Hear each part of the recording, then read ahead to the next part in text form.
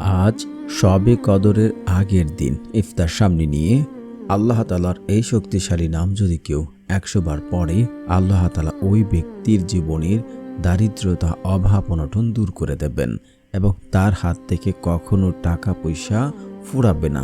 সে যতই খরচ করুক, আল্লাহ তাআলা তাকে তার হাত টাকা পয়সা দিয়ে ভরিয়ে দেবেন। এবং যদি ওই ব্যক্তি যদি রিজিকের সংকটে থাকে, রিজিকের দরজা বন্ধ থাকে, আজকের এই আমল দ্বারা রিজিকের বন্ধ দরজা খুলে দেওয়া হবে। আল্লাহ সুবহানাহু ওয়া তাআলা ওই ব্যক্তির জীবনের সমস্ত গুনাহ ক্ষমা করে দেবেন।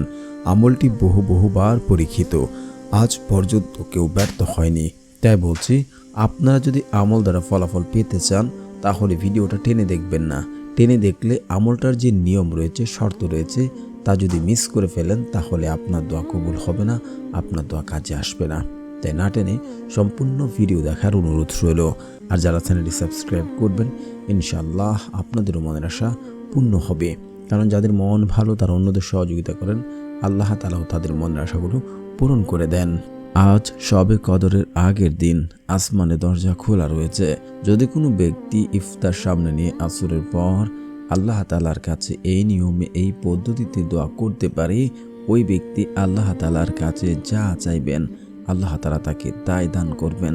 তার জীবনে যত অভাব থাকুক, তার জীবনে যত রিজিকের সংকট থাকুক, তার মনের যত আশা কঠিন থাকুক, আজ যদি সে এই নিয়মে, এই পদ্ধতিতে আল্লাহ তাআলার কাছে দোয়া করতে পারে, আল্লাহ তাআলা ওই ব্যক্তির দোয়া কখনই ফেরত দেবেন না। কারণ হাদিসে আছে যে রোজাদারের দোয়া আল্লাহ তাআলা কখনই ফেরত দেন না। আর যেহেতু মহামান্বিত একটি দিন আমাদের সামনে অতিবাহিত হচ্ছে, আর এটা মাহে রমজান, রমজানে আল্লাহ তাআলা বান্দার দোয়া কখনই ফেরত দেন না। আপনি যদি ইতিমধ্যে ঋণের জর্জরিত অবস্থায় থাকেন, ঋণের কারণে মানুষের সামনে যেতে পারছেন না, ঋণ আপনাকে চারদিক থেকে ঘিরে রেখেছে, তবে আপনার যদি ঋণ পরিশোধ করার ক্ষমতা থাকে তাহলে কিন্তু কাজ হবে না। আর যদি আপনার ঋণ করেছেন সেটা দিতে পারছেন না, আপনার কোনো সম্বল নেই, আল্লাহ তাআলা কুদরতিভাবে আপনার ঋণ পরিশোধ করার ব্যবস্থা করে দেবেন। এবং আপনার মনে যত কঠিন আশাই থাকুক, আপনি চাকরি করতে চাচ্ছেন, ভালো একটা চাকরির চেষ্টা করছেন, হচ্ছেন না, আজ আপনি আমলটা করুন, আল্লাহ তাআলা আপনার কপাল খুলে দেবেন। আপনি বিদেশে যাবেন, চেষ্টা করছেন, হচ্ছে না, কোনো সমস্যা হচ্ছে, আজকের আমলটি করুন। আপনার ছেলেকে, আপনার মেয়েকে আপনি বিয়ে করবেন, কিন্তু কোনোভাবে যেন হচ্ছে না, আজকের আমলটি যদি আল্লাহ তাআলার কাছে একহীন এবং বিশ্বাস রেখে করতে পারেন, আপনার চাওয়া পাওয়া, আপনার আশাগুলো আল্লাহ তাআলা কবুল করবেন। আল্লাহ সুবহানাহু ওয়া তাআলা পবিত্র কুরআনে বলেন, উদউনি আস্তাজিব লাকুম, তোমরা আমাকে ডাকো, আমি তোমাদের ডাকে সাড়া দেব। আল্লাহ তাআলা আরও বলেন, তোমরা আমার কাছে দোয়া করো, আমি তোমাদের দোয়া কবুল করব। আল্লাহ রাসূল সাল্লাল্লাহু আলাইহি ওয়াসাল্লাম বলেন, যখন কোনো বান্দা আল্লাহ তাআলার কাছে দুহাত তুলে দোয়া করেন, আল্লাহ তাআলা ওই ব্যক্তির হাতকে খালি হাতে ফেরত দিতে লজ্জাবোধ করেন। যদি তার নিয়ম শর্ত ঠিক থাকে, আল্লাহ তাআলা সকল দোয়া কবুল করেন এবং বান্দার সকল চাওয়া পাওয়া পূরণ করে দেন। কখনই তার বান্দাকে খালি হাতে ফেরত দেন না। কিন্তু আপনি আল্লাহর কাছে চাওয়ার মতো চাইতে পারি না। এই যে সুযোগগুলো আমাদের জীবন থেকে চলে যাচ্ছে, মাহে রমজানে প্রত্যেক দিন আল্লাহ তাআলা দোয়া কবুল করছেন, কিন্তু আপনি দোয়া করছি না। আপনি খেলায় সময় কাটাচ্ছি, ইফতার সামনে নিয়ে বিভিন্ন কথাবার্তা বলছি, কিন্তু ইফতার সামনে নিয়ে দোয়া করছি না। তো আজকে ইফতার সামনে নিয়ে এই সুযোগটা কাজে লাগান, জীবনের ভাগ্যের চাকা পরিবর্তন করুন। অনেকে বলবেন, দোয়া করলে ভাগ্যের চাকা আবার কীভাবে পরিবর্তন হবে? আল্লাহ তাআলা তো ভাগ্য আগেই নির্ধারিত করে রেখেছেন। দেখুন, তিরমিজি শরীফের হাদিস 2139, আপনারা দেখবেন যে বান্দার ভাগ্য পরিবর্তন করতে পারে কেবল দোয়ার মাধ্যমে। অন্য কোনো পদ্ধতি, অন্য কোনো ইয়ে নেই যে বান্দার ভাগ্য পরিবর্তন করতে পারে। তাই আল্লাহ তাআলার কাছে বেশি দোয়া করা। তো আপনারা কিভাবে আমলটি করবেন, কোন পদ্ধতিতে দোয়া করলে, কোনভাবে আমল করলে আল্লাহ তাআলা আমাদের ভাগ্য পরিবর্তন করবেন, কিভাবে দোয়া করলে দোয়া দ্রুত কবুল হবে, তা এখন আপনাদেরকে জানাচ্ছি। প্রথমে আপনাদেরকে শর্ত মানতে হবে। শর্ত কি? শর্ত হচ্ছে আপনাকে হালাল খাবার খেয়ে দোয়া করতে হবে। যদি আপনি হারাম খেয়ে দোয়া করেন, আপনার দোয়া কখনই কবুল হবে না। যদিও আপনি মক্কা শরীফ, তারপর আরাফার ময়দানে গিয়ে দোয়া করেন, আপনার দোয়া কাজ হবে না। তাই হারাম ছেড়ে দিয়ে হালাল খেয়ে দোয়া করতে হবে। দ্বিতীয় নাম্বার শর্ত হচ্ছে পিতামাতার অবাধ্য সন্তানের দোয়া কবুল করা হয় না। তারপরে হচ্ছে যে ব্যক্তি দোয়াতে আত্মীয় সম্পর্ক চিহ্নিত দোয়া করবে, আমি অমুককে দেখতে চাই না, তার সাথে সম্পর্ক রাখতে চাই না, এমন এমন কথা বলে দোয়া করবে, কোনো হারাম দোয়া করলেও ওই ব্যক্তির দোয়া আল্লাহ তাআলা কবুল করেন না। তারপর হচ্ছে যে ব্যক্তি 5 ওয়াক্ত নামাজ পড়ে না, তার দোয়া কবুল করা হয় না। এবং সর্বশেষ যে ব্যক্তি আমল করে তাড়াহুড়া করে, আমি আমল করছি, আমি দোয়া করছি, কেন ফলাফল পাচ্ছি না, এগুলো অযথা বিশ্বাস করে না, ওই সকল ব্যক্তির দোয়া আল্লাহ তাআলা কবুল করেন না। এখন হচ্ছে নিয়ম কি? নিয়ম হচ্ছে আপনাকে তো বললাম যে 5 ওয়াক্ত নামাজ পড়তে হবে। ইফতার যখন সামনে নেবেন, সামনে নিয়ে আপনি এর আগে উজু করে আসবেন উত্তম রূপে। উজু করে এসে আপনি বসে বসে ইফতার বানাতে পারেন এবং আল্লাহ তাআলার কাছে জিকির করতে পারেন, সুবহানাল্লাহ, আলহামদুলিল্লাহ, লা ইলাহা ইল্লাল্লাহ। এই জিকিরগুলো আপনারা যদি সময় বেশি থাকে, আপনি 100 বার থেকে 11 বার, 33 বার, আপনি 100 বার পর্যন্ত পড়তে পারেন যদি আপনার সময় সুযোগ থাকে।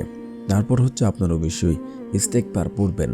ইস্তেগফারের অনেক ফজিলত। আবু দাউদ হাদিস নাম্বার 1518 এবং সূরা নূহ আয়াত নাম্বার 12 একটু যাচাই করবেন আপনারা। যে ব্যক্তি বেশি বেশি হামেশা ইস্তেগফার পড়ে, আল্লাহ তাআলা ওই ব্যক্তির জীবনে যত অভাব অনটন আছে, দারিদ্রতা আছে, আল্লাহ তাআলা কুদরতিভাবে তা দূর করিয়া দেন। এবং ওই ব্যক্তির জীবনে যদি কোনো বড় ধরনের বিপদ আসে, যে বিপদ থেকে উদ্ধার হতে কোনো পথ বা কোনো পদ্ধতি খুঁজে পায় না, আল্লাহ তাআলা ওই বিপদ আপদ দূর করে দেন। এবং ওই ব্যক্তির জন্য এমন জায়গা থেকে, এমন সকল উৎস থেকে রিজিকের সন্ধান দেবেন যা সে কোনোদিন কল্পনা করেনি এবং সে চিন্তাও করেনি। এমন সকল জায়গা থেকে আল্লাহ রাব্বুল আলামিন তাকে রিজিকের ব্যবস্থা করবেন। এবং আল্লাহ সুবহানাহু ওয়া তাআলা ওই ব্যক্তিকে মুস্তাজাবুদ দাওয়া বানিয়ে দেন। মুস্তাজাবুদ দাওয়া, আল্লাহ তাআলার কাছে দুহাত তুলে দোয়া করতে দেরি হয়, তার দোয়া কবুল হতে এক মুহূর্ত দেরি করেন না। তো আপনারা 21 বার বা সবচেয়ে চেষ্টা করবেন সবসময় ইস্তেগফার পড়ার জন্য এই মাহে রমজানে। আজকের আমলটির জন্য 21 বার ইস্তেগফার পড়বেন। আস্তাগফিরুল্লাহ, আস্তাগফিরুল্লাহ, আস্তাগফিরুল্লাহ, আস্তাগফিরুল্লাহ, আস্তাগফিরুল্লাহ। তারপরে হচ্ছে আপনারা একবার আয়াতুল কুরসি পড়বেন। তারপর আল্লাহ রাসূল সাল্লাল্লাহু আলাইহি ওয়াসাল্লামের কাছে আপনার অবশ্যই দুরূদ শরীফ পড়তে হবে। তা না হলে আপনার দোয়া কবুল হবে না, সেটা আসমানে গিয়ে জ্বলন্ত অবস্থায় থাকবে, দোয়া গ্রহণযোগ্য হবে না। তো যারা পারেন না আমার সাথে পড়তে পারেন, শুনলে হবে ইনশাআল্লাহ। আল্লাহুম্মা সাল্লি আলা মুহাম্মাদ ওয়া আলা আলি মুহাম্মাদ কামা সাল্লাইতা আলা ইব্রাহিম ওয়া আলা আলি ইব্রাহিম ইন্নাকা হামিদুম মাজিদ। আল্লাহুম্মা বারিক আলা মুহাম্মাদ ওয়া আলা আলি মুহাম্মাদ কামা বারাকতা আলা ইব্রাহিম ওয়া আলা আলি ইব্রাহিম ইন্নাকা হামিদুম মাজিদ। তারপর হচ্ছে আপনারা একবার সূরা ফাতিহা পড়বেন। তারপর হচ্ছে 3 বার সূরা ইখলাস পড়বেন। তারপর যারা হচ্ছে ঋণগ্রস্ত হয়ে আছেন, পাহাড় সম পরিমাণ ঋণ যদি থাকে, এই দোয়াটি পড়বেন আপনারা মাত্র 3 বার। আল্লাহুম্মা কফিনি বিহালালিকা ওয়ান হারামিকা ওয়াগনিনি বিফাদলিকা আম্মান সিওয়াক। তারপর আল্লাহ তাআলার এই শক্তিশালী নামটি আপনারা পড়ে নেবেন। তো বন্ধুরা, যারা চ্যানেলটি সাবস্ক্রাইব করবেন, ইনশাআল্লাহ আপনাদেরও মনের আশা পূর্ণ হবে। তো আল্লাহ তাআলার সেই শক্তিশালী নামটি হচ্ছে ইয়া আল্লাহু, ইয়া আল্লাহু, ইয়া আল্লাহু। এটাকে ইসমে আজম বলা হয়। আর ইসমে আজম পড়ে যখন কোনো ব্যক্তি আল্লাহ তাআলার কাছে দোয়া করে, আল্লাহ তাআলা ওই ব্যক্তির দোয়া কখনই ফেরত দেন না। আপনি এখন আমল করবেন, রাত থেকে চারদিক থেকে সুসংবাদ পাবেন ইনশাআল্লাহ। আমলটি বহুবার পরীক্ষিত। আর ইসমে আজম এমন এক শক্তিশালী আমল যা আল্লাহ তাআলার কাছে দোয়া করতে দেরি হয়, দোয়া কবুল হতে এক মুহূর্ত দেরি হয় না। যদি আপনি বিশ্বাস রাখতে পারেন আমার দোয়া কবুল হবে, আল্লাহ তাআলা আমাকে দেবে, ইনশাআল্লাহ আপনার দোয়া কবুল হবে, আপনার মনের আশা পূর্ণ হবে। আপনি যা চান আল্লাহ তাআলা আপনাকে তাই দান করবেন।